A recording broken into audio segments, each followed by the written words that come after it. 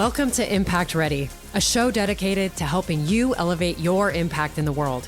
I'm Steph Saffer, your host. Let's explore the power of showing up with intention and energy each day. This is for those who seek to make life truly meaningful. Get ready for impact. Hey team, welcome to the show. Today, I want to talk about stress. Stress is a huge topic for people. It's definitely one of the chief complaints for my patients in the clinic. And it's always a top concern for my coaching clients. People always say, Steph, how do I better manage the stress in my life? I think this is such an important conversation because stress has a major impact on our health and well-being. It really cuts us at the knees in terms of us being able to show up energized and creative and inspired. It dampens our motivation. It negatively impacts our connection to others. It affects us in so many different ways. And in worst case scenarios, it makes us sick. And I see this a lot in the clinic. I see this all over the world. Stress is very impactful to our physical, mental, emotional well-being. Honestly, stress was a very prominent feeling in my life when I was younger. Through young adulthood, childhood, I was always really hard on myself. I put a lot of pressure on myself to achieve, to get good grades, to be liked. I was always dealing with a low level of stress that I just assumed was normal. I kind of just viewed it as being part of life. I was pretty comfortable with it. But I experienced it through college, through graduate school, and until I started to get into my later 20s when I was diving into self-development, and I heard a mentor of mine say this phrase, stress is a choice. When I heard that phrase, it absolutely blew my mind. First of all, I initially had so much resistance to it. I was like, screw you, man. Like, who do you think you are saying stress is a choice? Like, life happens. Things happen to me that I didn't ask for, that aren't my fault. People are dealing with all kinds of hard stuff. How can you say stress is a choice? I felt this physical discomfort in my body. I think it was self-judgment. I felt guilt. I felt shame, like I had failed all my life, hadn't done a good enough job at managing my stress. It was very uncomfortable for me in general. But in all honesty, when I heard this phrase, I thought to myself, this actually rings very true, because I'd seen this. I'd seen two people have the same experience the same thing, but have two completely different perceptions of it and two totally different stress responses to this. I'm sure you've noticed this in your own life. It happens all the time. And as I started to dig into this phrase a little bit and get curious about it, I understood more of what he meant. He meant that we as humans are the ones that attach meaning and feeling to circumstances. We are the ones who create the perspective about the experience we're having. And that meaning that we give it, it's what dictates our perception of stress. Ultimately, we are in choice. We as individuals are the ones in choice about how we view things, how we see things, and the meaning that we give these experiences that we have in our life. And once I understood this, once I understood that this was about personal choice and that we had agency over that, this phrase, stress is a choice, it no longer elicited the same response for me. I no longer felt like it was a shortcoming of mine. Instead, it felt like a new sense of personal freedom. Freedom to choose, freedom to be in control of my own stress, my own response to things. I realized that I just didn't have that awareness in the past. It was never something that I had learned as a kid. I mean, we don't teach kids to be empowered or in choice about their perspectives. We don't. We don't talk about ownership of feelings and thoughts as children. We don't learn this in school. It's not part of the curriculum. In fact, when you talk about ownership and personal responsibility, even with adults, they're like, what? I don't get it. What are you talking about being responsible for my feelings and my thoughts and my behaviors? So as I started playing with this idea more and more, stress is a choice, and I started asking myself the question, what if I didn't view this thing as being stressful? What if I refuse to let myself get worked up over this? All kinds of things started opening up. First of all, I noticed that a lot of my stress response, the way that I behaved in response to things, it was a habit. It was just an old habit, old ways of thinking, old behaviors. I was in the habit of reacting to things in a certain way. I was in the habit of talking about stress or talking to people about my stress in a very specific way. I realized that a lot of it was about control. It was about my desire to feel control over things. It was fear of failure or how people would perceive me or that I wouldn't be seen as worthy. It was defensiveness, definitely, or me trying to protect myself. I had the awareness that it was very much about protection, which is also rooted in fear. It was mostly stuff that wasn't serving me in the end anyway. It was inner critics, it was old narratives, old saboteurs in my mind that were really dictating my experience and my response to stressors in my life. It was me operating under the illusion that I had a lot more control than I actually did. And the realization that I truly only have control over what is within me, my feelings, my thoughts, my behaviors, my mindset, my perspective, my breath, my language, only what was within me and nothing outside of myself. We don't have control over what is external, what is outside of ourselves. All those years ago, I remember thinking to myself, I need to play around with this. I need to make a different decision. I need to refuse to let things have this much power over me. What I had been doing for most of my life was letting other people's agendas or their expectations, their opinions, or maybe their emotions dictate my experience of the world. That was a huge aha moment for me. And because I was doing that, I was ultimately letting those things dictate my stress levels. I realized that I was letting life happen to me, and I wasn't taking ownership of my own feelings and thoughts and actions around the circumstances in my life. Now, I have a few people in my world who are truly masters at this. They just really walk the walk in terms of the whole like stress is a choice sentiment. And I have a friend who does this so well. She keeps a cool head almost all the time.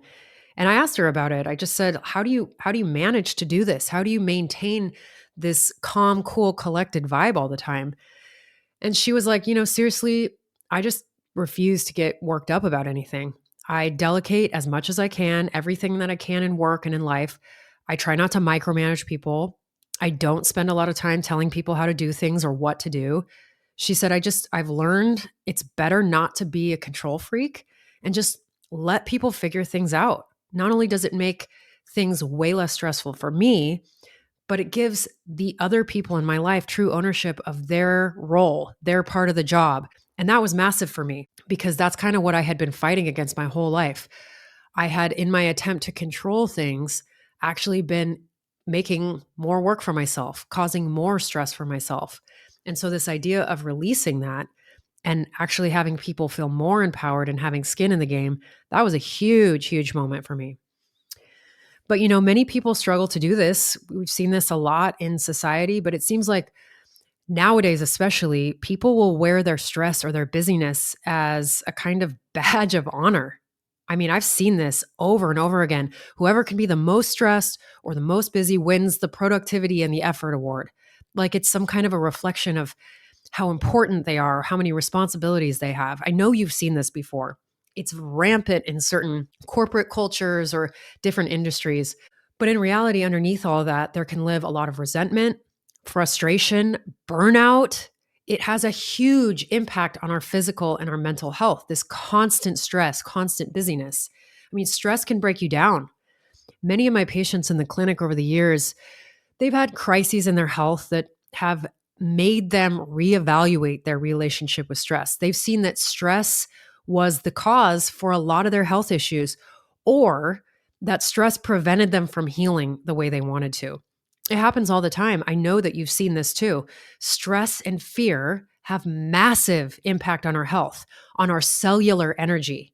So when you have an experience like that, when you have a moment, a health crisis like that, it wakes you up, man. It shakes you back to this new reality where you say, no more. Like, let's stop this. I don't want to live like this anymore. It's not worth it. Back in 2018, something similar happened to me. My wife was diagnosed with breast cancer, and it substantially changed our lives. Her life, especially, my life also. It changed the way that I looked at a lot of things, including my relationship with stress. I saw firsthand the effects of my stress during that time on the way that I felt, the way that I behaved, what was going on in my head. I also had a major perspective check, and I realized that most of my stress was self-imposed in my life, or it wasn't worth being so worked up about. And I remember deciding two very specific things during that time. One, I was going to take a much more active role in managing stress in my life. And for me, that looked like committing to a regular meditation practice that I still keep to this day. I'd always learned and dabbled in meditation. It was that moment, I think it was September of 2018, where I decided I was a little bit out of control mentally with my stress, and I needed to commit to a practice that was going to help me manage it better. So that was the first thing. And the second thing, I wasn't going to let things stress me out in the same way. I just saw things differently. When your wife is going through chemotherapy and a double mastectomy, you just look at things in a different way. And I decided if we were healthy and safe, it wasn't worth me stressing out about in the same way that I used to. Those types of experiences change people. And I can see why. You're face to face with what really matters to you when you are dealing with circumstances like that. So it's worth asking yourself questions, and it's worth looking at your life a little bit, asking, do you feel rushed and frazzled all the time? Do you complain? Do you skip self-care? Do you skip rest, recovery, breaks because that's what busyness is supposed to feel like at certain times? Do you talk about how stressed you are all the time? Does expressing stress make you feel more committed or productive or important? Do you get upset and irritated really easily when things don't go your way? Or maybe you hit traffic or you're late or the house is a mess? What if it didn't need to be that way all the time? What if stress management was actually way easier than we thought it was all this time? What if what we need to do to stop the madness is simply decide to slow down and calmly do what we need to do? I mean, it's really worth challenging some of our beliefs around stress and asking these questions. Now, I can acknowledge and understand that when people hear this conversation, there's some resistance that can come up. Trust me, I lived that too. You heard me talk about that. It can be uncomfortable. But with practice, and trust me, this is a practice. This is something that I practice every single day, is this idea of stress as a choice. With practice, you become more and more in control of yourself and your life. You're not so much a victim to your circumstances. Like life isn't happening to you all the time. You're no longer the one getting tossed around in the waves of life, but rather you've climbed into the boat and you're now steering the ship. You're steering through the waves and you're the captain of your life. And this kind of connects to another idea that I talk about with coaching clients, which is this idea that people can choose their perspective about challenge and stressors and struggle in life.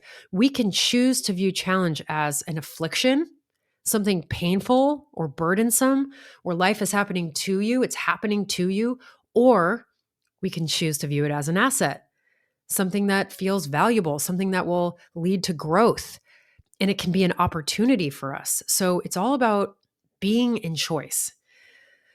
So I want to have this conversation and invite you to try this perspective on. Even just getting curious about this and asking the question, what else could I choose to think or feel besides stress? Or what if I refuse to feel stress about this? Those are powerful questions, and they can open up possibilities for new ideas or new energy about something. Like the possibility and the reality that we can choose ease and peace and internal calm, even amidst the challenges of life, especially when we get practiced at this and we get good at it. So I hope this conversation has you getting curious about your own relationship with stress. Just look at it, shine a flashlight on it, let it spur on your own insights. When we are more in control and more in choice about how we view stress, we are healthier and we are more impactful inside and out. It's just true. It's something that I've lived. It's something that I witness in my clients all the time. So examine it. Let's just go there. I'll be excited to hear from you about what you're noticing. So thank you for being here, and thank you for being willing to get a little uncomfortable in this conversation and looking at stress in our lives. And as always, again, thank you for being ready to impact. Thanks for listening to Impact Ready. I hope today's episode inspired you to own your impact and recognize that you are powerful. By elevating our energy and awareness, we can create exponential change in this life. If you enjoyed today's insights, share them with a friend and subscribe to the show for more. I truly appreciate you. Thanks again for being here.